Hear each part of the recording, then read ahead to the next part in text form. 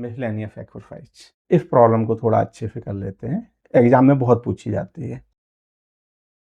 3 vertices of a parallelogram ABCD are A, B and C. Find the coordinates of the fourth vertex.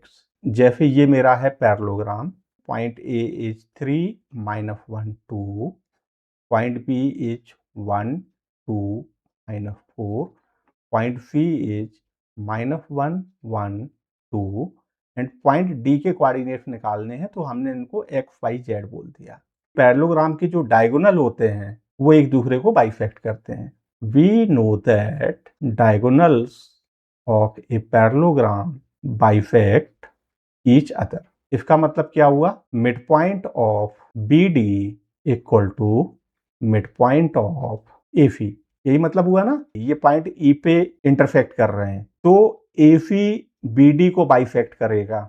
इसका मतलब क्या हुआ? E D equal to E B and B D जो है ये A C को bisect करेगा, means A E equal to E C. तो पॉइंट ई जो है ये ए सी का भी मिड पॉइंट है और बी डी का भी मिड पॉइंट है, वही मैंने लिखा हुआ है। अब mid point of B d क्या हो जाएगा आपका? मिड पॉइंट फॉर्मूला से पॉइंट बी एंड डी के कोऑर्डिनेट्स आपको पता है, तो ये हो जाएगा 1 plus x upon 2 comma 2 plus y upon 2 comma -4 plus z upon 2। ये तो mid point of B d हो गया। अब mid point of A c क्या हो जाएगा?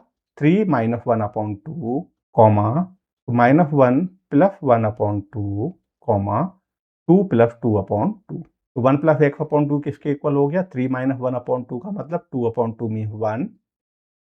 2 प्लस वाई अपॉन 2 कितना हो जाएगा? -1 plus 1 upon 2 mean 0 and -4 plus z upon 2 कितना हो जाएगा? 2 plus 2 upon 2 mean 4 upon 2 means 2। तो यहाँ से क्या मिला मुझे? 1 plus x equal to 2 means x equal to 2 minus 1 means x की वैल्यू मिली +1। यहाँ से y की वैल्यू कितनी मिली? -2 और यहाँ से z की वैल्यू कितनी मिली? -4 plus z equal to 4 means z equal to 4 plus 4 means 8। Therefore, coordinates of point D are 1, -2, 8। Problem number 2, हमें क्या करना है? Find the length of the median of the triangle with vertices a b and, ये तीसरा सी होना चाहिए, शायद लिखा नहीं है।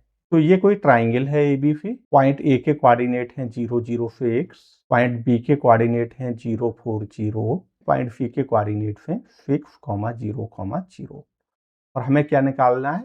Find the length of the medians of the triangle.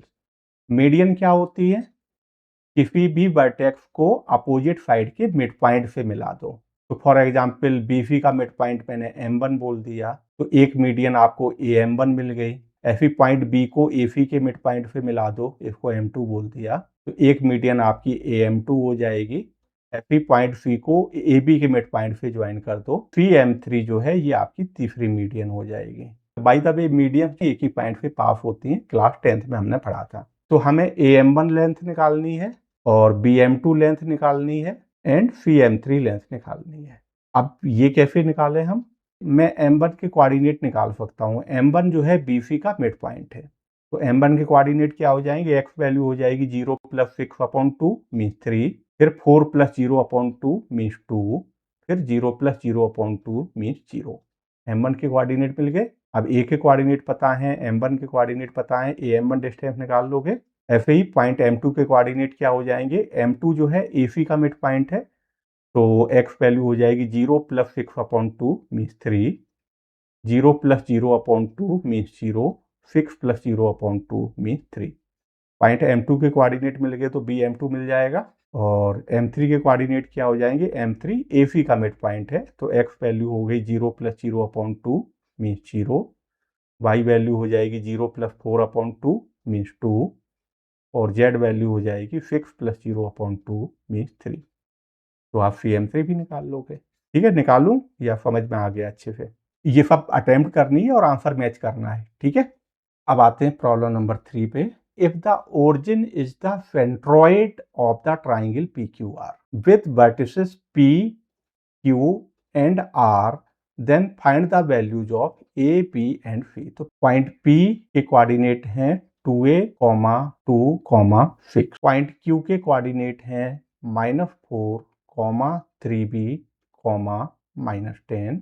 R के कोऑर्डिनेट्स हैं 8, 14, 2c। हमें क्या पता है, अगर ये आपका ट्राइंगल है ABC, ए के कोऑर्डिनेट्स हैं x1, y1, z1, बी के कोऑर्डिनेट्स हैं x2, y2, z2 एंड सी के कोऑर्डिनेट्स हैं x3, y3, z3। मीडियम्स जिस पॉइंट पे मीट करती हैं उसको बोलते हैं सेंट्रॉइड। ये है आपका सेंट्रॉइड। सेंट्रॉइड के कोऑर्डिनेट होते हैं, x वैल्यू होती है x1 plus x2 plus x3 upon 3, y value होती है y1 plus y2 plus y3 upon 3। ये हमने क्लास 10th में भी पढ़ा था। अब यहाँ पे एक एक्स्ट्रा ये और आ जाएगा, z वैल्यू होती है z1 plus z2 plus z3 upon 3। अब इस प्रॉब्लम में देखो सेंट्रॉइड क्या दिया हुआ है, ओरिजिन। ओरिजिन का मतलब 0, 0, 0। बस आपको लिख देना है since 0, 0, 0 is centroid of triangle PQR। तो इसका मतलब x वैल्यू क्या है, 0। ये किसके इक्वल हो जाएगी, तीनों की x वैल्यूज को ऐड करके 3 से डिवाइड कर देना है, correct. Means 2a - 4 plus 8 upon 3। ऐसे ही y वैल्यू भी ओरिजिन पे 0 होती है।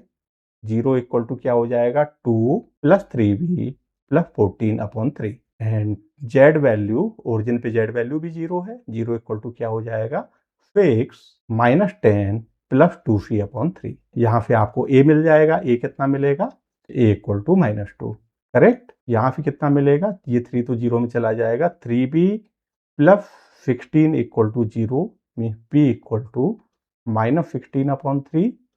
एंड यहाँ से c मिल जाएगा हमें, ये 0 में चला जाएगा। 6 - 10 -4 हुआ। -4 plus 2c equal to 0 means 2c equal to 4 means c equal to 2। यही आपको निकालना था a b c की values. Last problem, if a and b be the points 3, 4, 5 and -1, 3, -7 respectively, find the equation of the set of points P such that PA square plus PB square equal to K square. तो point A क्या है, 3, 4, 5। Point B क्या है, -1, 3, -7।